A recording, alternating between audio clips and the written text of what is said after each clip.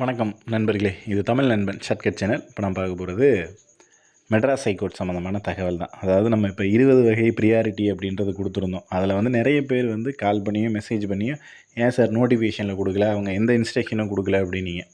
But நம்ம மதியம் போட்ட வீடியோவே பார்த்தீங்க அப்படின்னா, ப்ரியாரிட்டி அப்படின்றத அவங்க கொடுத்த கோர்ட்டில் கொடுத்த ஜென்ரலான இன்ஸ்ட்ரக்ஷன் தான். நீங்கள் இங்கே கீழே, அதாவது மெட்ராஸ் ஹைகோர்ட் வெப்சைட்டில் கீழே போயிட்டு அப்படியே ஸ்க்ரோல் பண்ணிட்டு வந்தீங்கன்னா, இங்கே மேலும்னு ஒரு ஆப்ஷன் இருக்குமா, அதாவது இதோட லிஸ்ட்டு எல்லாமே கடைசியாக பார்த்து இங்கே ஒரு மேலும்னு ஒரு ஆப்ஷன் இருக்குது பாருங்கள்.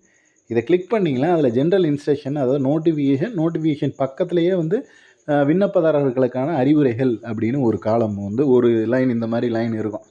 விண்ணப்பதாரர்களுக்கான அறிவுரைகள் அப்படின்னு சொல்லிட்டு உங்கள் நோட்டிஃபிகேஷன் எந்த இடத்துல இருக்கோ அந்த டேட்டில் போய்ட்டு கீழே அப்படியே ஸ்க்ரோல் பண்ணிக்கிட்டே வந்தீங்க அப்படின்னா தெரியும். அதில் பார்த்தீங்க அப்படின்னா அந்த இன்ஸ்ட்ரக்ஷனில் தெளிவாக 20 வகையான ப்ரியாரிட்டி என்ன ஏது அப்படின்னு தெளிவாக போட்டிருக்காங்க. நம்ம முழுக்க நோட்டிஃபிகேஷனில் அவங்க சொல்லியிருக்காங்க எது ப்ரியாரிட்டியில் வரும், எது வராது, என்ன அப்ளை பண்ணணும், எப்படி கொடுக்கணும், ஹவு டு அப்ளை கொண்டு அவங்க நோட்டிஃபிகேஷனாக கொடுத்துருக்காங்க. நம்ம வீடியோவாகவும் நிறைய பேர் போட்டிருக்கோம். பட் நம்ம அப்ளை பண்ணும்போது சில பல தவறுகள் அப்படின்றது நேரும். பட் அதுக்காக நான் கோர்ட்டில் தான் இப்படி பண்ணிட்டாங்க, கோர்ட்டில் அவங்க சொல்லலை அப்படின்ற மாதிரியான தகவல் நம்ம கொடுக்க தேவையில்ல. அவங்க சொல்லியிருந்தாங்க, பட் நம்ம அதை சரியாக பார்க்கல அப்படி வேணால் சொல்லிக்கலாம். ஓகேங்களா? அதை விட்டுட்டு இந்த இன்ஸ்ட்ரக்ஷன்லாம் எங்கே இருக்குதுன்னு தெரிலன்ற மாதிரியெல்லாம் சொல்லிக்கிட்டு இருக்கீங்க. பட் அவங்க தெளிவாக இன்ஸ்ட்ரக்ஷன் போட்டு கொடுத்துட்டாங்க, நோட்டிஃபிகேஷன் தனியாக கொடுத்துட்டாங்க. நம்ம பண்ணும்போது பிஎஸ்டிஎம் இருக்குது இல்லைன்னு அவ்வளோ கேர்லெஸ்ஸாக பண்ணிவிட்டு இப்போ சொல்லி எந்த யூஸும் இல்லை அப்படின்றத தெரிஞ்சுங்க. அப்புறம் இன்னொரு விஷயம், நம்ம வீடியோவில் தெளிவாக சொல்லியிருக்கிற விஷயத்த கீழே கமெண்டில் கேட்குறீங்க. அதுக்கு நான் என்ன ரிப்ளை பண்ண முடியும்? அதுக்கு ப்ளீஸ் ரிப்ளை பண்ணுங்க அப்படின்னு வேறு கேட்டிருக்கீங்க கமெண்டில். அந்த வீடியோவை பார்த்தாலே தெளிவாக புரியும். உங்களோட அப்ளிகேஷன் இருக்குது பாருங்கள், அதில் என்னத்தை கொடுத்துருந்தாலும் சரி, எதை கொடுத்துருந்தாலும் சரி, அதுதான் உங்களுக்கு கடைசி வரையும் ப்ரியாரிட்டி இருக்குனாலும் இல்லை. நீங்கள் மென் கேண்டிடேட்டாக இருந்து உமன்னு கொடுத்தாலும் நீங்கள் உமன் தான். வேறு எதுவுமே அதில் மாற்ற முடியாதுங்க. அதில் என்ன இருக்குதோ அங்கே போய் நீங்கள் அதை சப்மிட் பண்ணணும். உமன்னு கொடுத்துட்டீங்க, நான் உமன்னு கொடுத்துட்டேன்னா உமனாக தான் போய் நிற்கணும். நீ மென்னாக போய் நின்னா ரிஜெக்ட், அவ்வளோதான். அப்ளிகேஷனில் என்ன இருக்குதோ அதுதான் விஷயமே தவிர நீங்கள் மற்றது எதையும் மாற்ற முடியாது. மறுபடியும் சொல்கிறது, ஏன்னா நான் இதை கொடுத்தேன், இது எனக்கு பிரச்சனை ஆகுமா அப்படின்னா ஆகும் தான். அப்ளிகேஷனில் எதாவது ஒன்று, அதாவது ரிசர்வேஷனை பாதிக்கிற மாதிரியான விஷயம், ஸ்பெல்லிங் மிஸ்டேக்கு, இந்த மாதிரி மிஸ்டேக்கு எந்த பிரச்சனையும் இல்லைங்க. மறுபடியும் ஸ்பெல்லிங் மிஸ்டேக்கு கேட்டுக்கிட்டு இருக்காங்க. அந்த மாதிரி ஸ்பெல்லிங் மிஸ்டேக்கெல்லாம் பிரச்சனை இல்லை.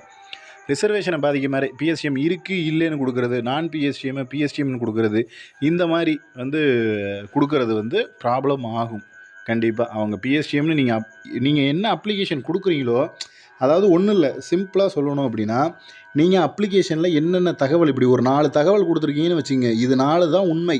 இந்த 4 தகவலை வச்சு தான் உங்களை செலக்டே பண்ணுறாங்க.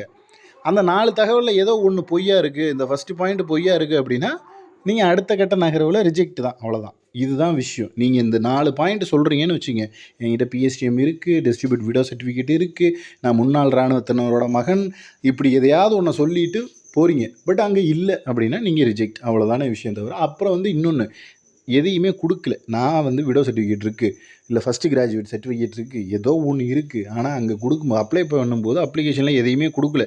இப்போ ஆட் பண்ணுவாங்கன்னா பண்ண மாட்டாங்க. மறுபடியும் சொல்கிறது அதுதான். ஏன்னா திரும்ப இதே கேள்வி தொடர்ச்சியாக கேட்டுக்கிட்டே இருக்கீங்க. அது வீடியோவை பார்க்காம கமெண்ட் வேறு பண்ணி கேட்குறீங்க. அதுதான் பிரச்சனையாக இருக்குது.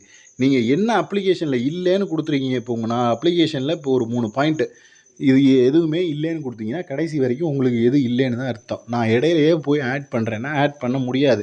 நீங்கள் இல்லாத கேண்டிடேட்டெல்லாம் செலக்டே ஆவீங்க. இப்போது நான் பிஎஸ்டிஎம் என்கிட்ட இருக்குங்க, நான் தமிழ் வழி கல்வி, என்கிட்ட தமிழ் வழி கல்வி இருக்குது, நான் இல்லைன்னு கொடுத்துட்டேன், ஓகே. ஆனால் நான் இல்லாத நபர், அதாவது தமிழ் வழி கல்வி அல்லாத நபரில் தான் நான் செலக்டே ஆகிட்டேன். இப்போது நான் இல்லைன்னு தானே கொடுத்துட்டேன். அந்த அப்ளிகேஷனை என்ன பண்ணிட்டாங்க, இல்லைங்கிற ஆளை வச்சு என்னை எடுத்துட்டாங்க. இப்போ இடையில போய் இருக்குன்னு கொடுத்தா அப்போ ஆல்ரெடி அந்த ஒரு 20% எடுத்துருப்பாங்களே தமிழ் வழி கல்வி, அவங்க என்ன பண்ணுவாங்க? ஸோ அதனால் நம்மளை இடையில சேர்க்க மாட்டாங்க. எந்த ஒரு பாயிண்ட்டையும் ஆட் பண்ண முடியாது, எதையும் ரிஜெக்ட் பண்ண முடியாது.